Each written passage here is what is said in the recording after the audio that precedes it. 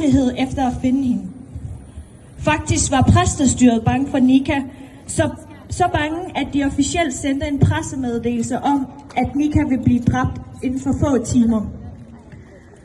For Nika brugte sine sidste timer på at protestere mod regimet med slogan "Død over diktatur".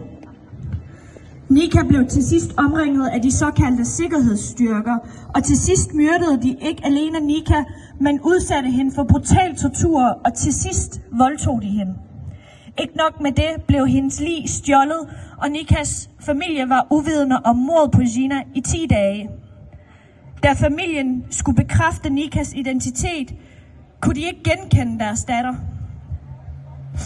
Nesrin Shorkarami, Nikas mor, har udtalt, at Nikas ansigt var knust med noget hårdt genstand, og hendes organer var stjålet. Det er for mig meget vigtigt at forklare brutaliteten, så vi ikke pakker brutaliteten ind i mishandling og undertrykkelse, men fortælle præcis metoderne, som præstestyret benytter. For der er ingen grund til at skærme nogen for virkeligheden, fordi virkeligheden opleves af